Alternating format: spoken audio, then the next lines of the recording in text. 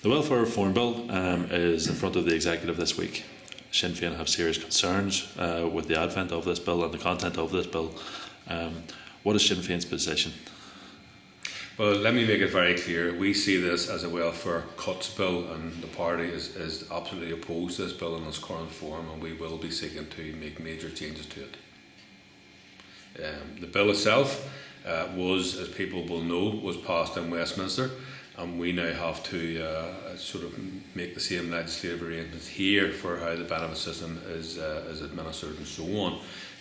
And obviously we are told from the outset that really whenever you have benefit legislation passed in Westminster, you replicate that here in the north, and that's been the standing policy now for many, many years. But we see it as so fundamentally unjust in many respects, because it clearly is an attack on vulnerable people. That includes people who are unemployed, people who are on benefit, people who are on low income wages and so on. So there are a lot of people who are going to fall foul of this bill, and therefore in our discussions with a whole wide range of organisations, from the trade unions to the churches to the voluntary sector and so on, many of the charities, including for those who work for people with mental ill health issues, all of those people believe that this bill is fundamentally damaging to a lot of vulnerable people out in our community. So therefore we will be doing our level best to make significant changes to this bill.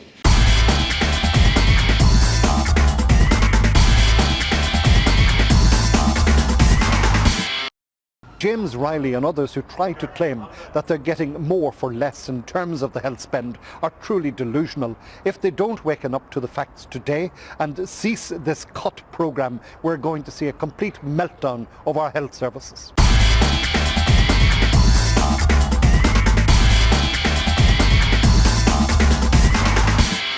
Pearse, we have figures from the CSO today showing a flat economy, stagnation for quarter two. What's your reaction to it? Well, first of all, the figures show huge volatility. We've seen significant revisions in the previous quarter's figures, and that's a trend now with these quarterly results, so we just need to be careful in analysing them. But I think the headline figures mask what are serious concerns within the Irish economy. We know from the figures that GDP now has actually shrank in the first half of 2012, despite the fact that we need to reach targets of about 0.7% to meet the budgetary targets that are being set by this government. But GNP, for the first time, we've seen a significant increase, which on the face of it would be hugely welcome. But behind the figures, you see that the reason that this increase has happened is because imports have gone down by over 5%. What is really worrying is that personal consumption continues to contract in the domestic economy.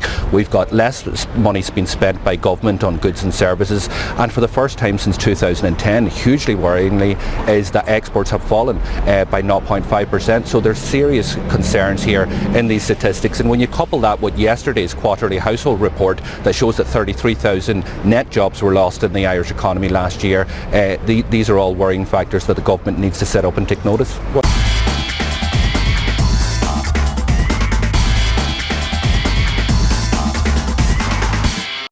Sinn Féin very much welcomes the publication today of the government's proposed wording of the constitutional amendment on children's rights, and we would like to take the opportunity to commend Minister for Children and Youth Affairs Frances Fitzgerald on bringing it forward. We recognise that the wording doesn't absolutely mirror the wording of the agreed recommendation of the all-party committee. Nevertheless, we do recognise the government's proposals as a substantial step towards the shared objective of that committee membership. And we are, of course, taking legal advice in relation to the text. We're examining it in close detail, and if there's any element of it that requires amendment or a proposed amendment in the course of the deliberations in the Dáil and Shannon as of next Tuesday, we will indeed put that forward. But our hope is that the final wording will represent real and substantial progress towards enshrining children's rights in the Constitution and ensuring that we cherish all of the children of the nation equally.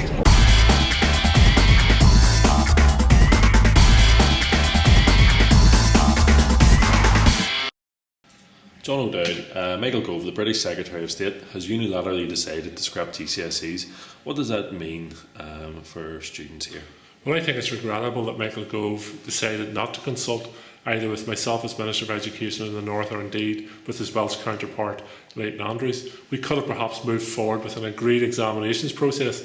However, he has chosen to act unilaterally. What we will have to do now is take some time to consider what our options are and then move forward. I personally believe the GCSE system is a good system. It was a robust examinations, and those students who have examinations such as GCSE should be rightly proud of them. But we'll take a bit of time and then we'll decide on our next step.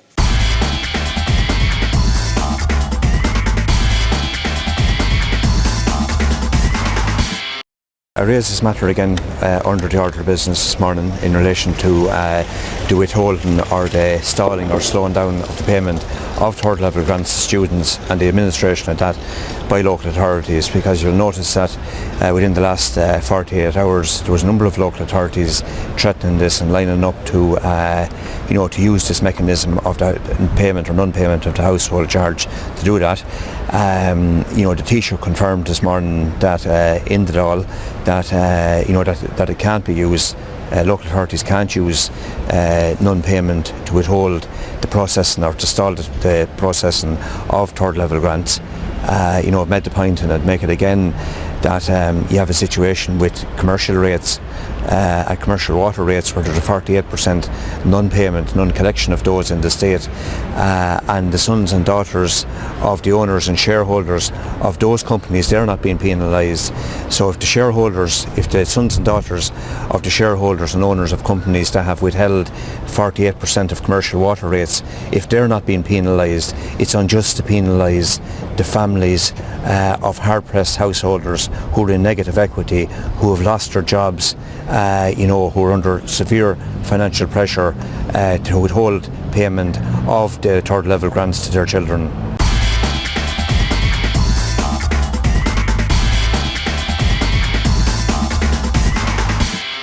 I've just come out of Leinster House, where the Executive Committee, or the steering group of the North-South Interparliamentary Association, has just had its second meeting, and it's green light for go for Friday, October the 12th, where 50 TDs and MLAs will come together in the first ever North-South Parliamentary Association meeting. So a wee bit of history being made here today, and indeed the All-Ireland agenda being pursued.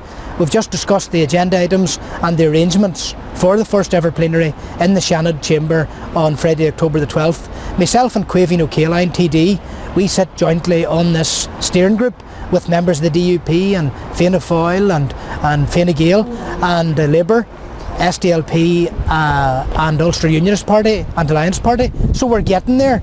It's an important milestone, Friday, October the 12th, the first ever plenary of the North-South Interparliamentary Association, discussing issues of all island importance to the people of Ireland. It's a good step.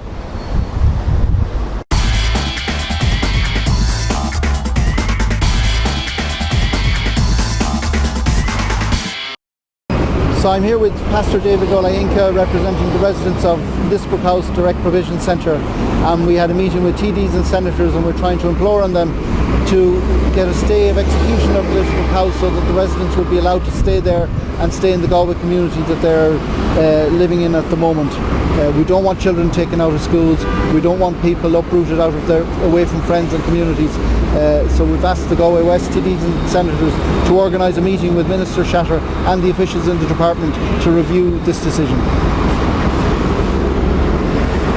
I'm Pastor David Olayinka, a community organizer and a pastor. We have come here to represent the resident of Lisbrook House to appeal the decision of the government to close down the place. We don't want the place to be closed down. We don't want people to be shipped around like goats. Instead, we want the people to be settled within the Galway city, because they have lived there. Some of them have lived there for more than 4.5 years, and they are qualified to be Galwegians. So everybody should help us talk to the government to stop the closure of Lisbrook House. Thank you.